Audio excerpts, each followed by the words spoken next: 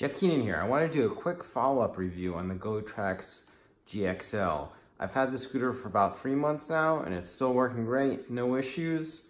It's getting a little colder here in the Northeast, so I'm not riding it as much now. I wanted to talk a little bit about cold weather charging. So as long as the temperature is above like 40 degrees, which it is today, it's okay to charge the scooter normally.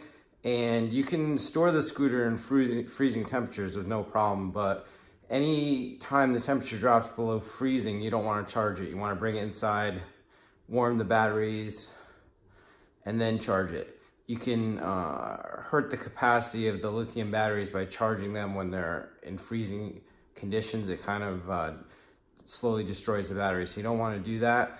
You want to always charge them at room temperature, and then you can store them in the colder temperatures without a problem, but for the first few minutes, as the battery's cold, the scooter's gonna have a little bit less power. As soon as you make up the first couple of hills, the battery's gonna warm up and you'll be back to your normal power levels. I also added this nice little tail light to the GOTRAX GXL. I found these on Alibaba. I'll put a link in the video description. You can find a similar light on Amazon and eBay, but they have a little rubber attachment and to hook onto, say, like a bike seat post.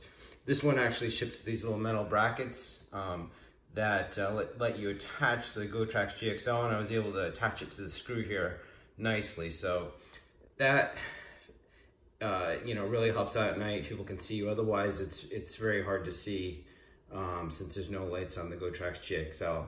These lights actually have multiple modes and they're USB rechargeable, so there's no batteries to replace. So you can leave it on like that,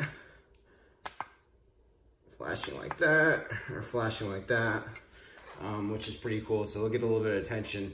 Again, I'll post the link in the video notes. I also wanted to show the screen again on the scooter. The one that I got, it was a little bit blurry from the factory, as you can see. It really doesn't matter. I can read the battery level, I can change the modes and see the speed just fine. This scooter doesn't have a very detailed display anyway, but it's not a screen protector. I would have removed that a long time ago. That I took it off when I first got it. Something to do with the plastic, but again, it's not a big deal to me. Again, this is the GOTRAX GXL electric scooter.